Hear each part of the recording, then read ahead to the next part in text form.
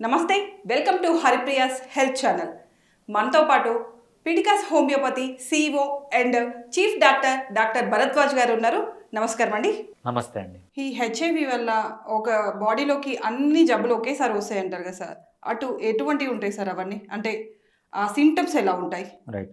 So ఇది central dogma of HIV virus అంటారండి.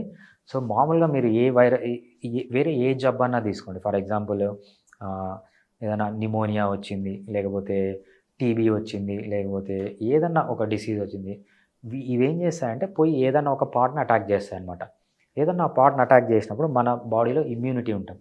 So immunity అంటే ఏంటంటే మెయిన్గా మనకు 2 టైప్స్ ఆఫ్ ఇమ్యూనిటీ ఉంటుంది. సో ఒకటి ఇన్నేట్ ఇమ్యూనిటీ అంటాం, ఒకటి అక్వైర్డ్ ఇమ్యూనిటీ అంటాం. ఈ ఇన్నేట్ ఇమ్యూనిటీలో మళ్ళీ బ్యారియర్ ఇమ్యూనిటీ అని ఉంటుంది, సెల్యులార్ ఇమ్యూనిటీ అని ఉంటుంది. మళ్ళీ ఈ అక్వైర్డ్ ఇమ్యూనిటీలో ఏంటంటే హ్యూమరల్ ఇమ్యూనిటీ అని ఉంటుంది, సెల్యులార్ ఇమ్యూనిటీ అంటే. ఇవన్నీ స్టేజెస్.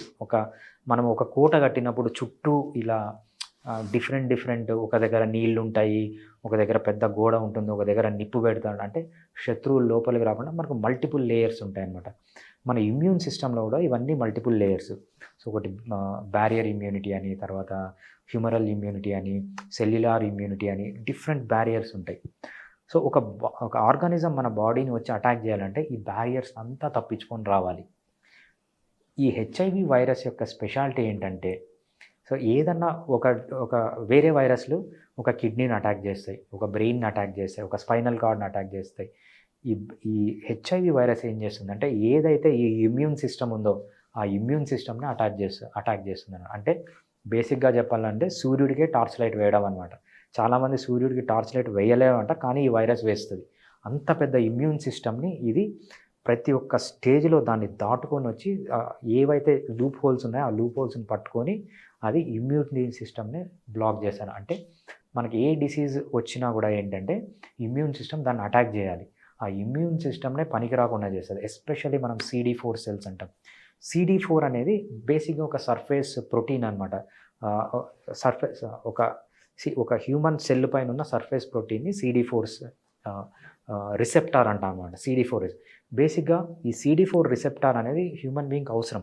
అది వేరే మెటబాలిక్ పాత్వేస్కి అవసరం అనమాట.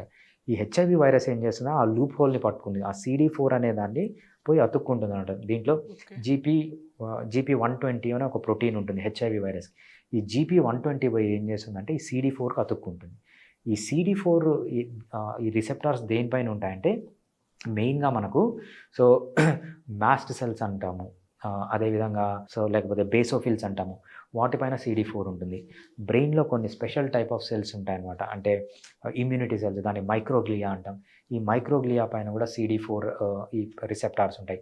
అదేవిధంగా మోనోసైట్స్, మ్యాక్రోఫేజెస్, డెండ్రైటిక్ సెల్స్ అంటాం అనమాట. దీనిపైన కూడా CD4 రిసెప్టార్స్ ఉంటాయి.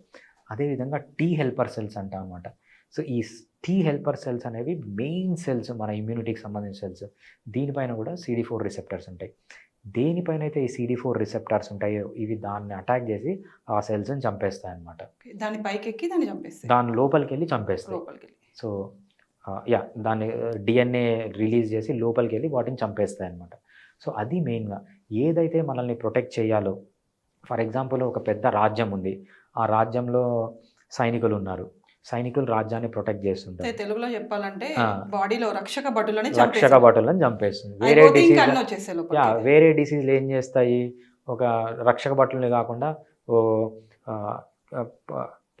పళ్ళు అమ్ముకునే వాళ్ళనో, పూలు అమ్ముకునే వాళ్ళనో, లేకపోతే కుండలు చేసుకునే వాళ్ళనో, బట్టలు ఉతుక్కునే వాళ్ళనో, లేకపోతే పూజలు చేసుకునే వాళ్ళను వేరే డిసీజ్లన్నీ చంపుతాయి అన్నమాట. ఈ డిసీజ్ ఏం చేస్తుందంటే డైరెక్ట్గా పోయి రక్షక భటులను చంపేస్తుంది.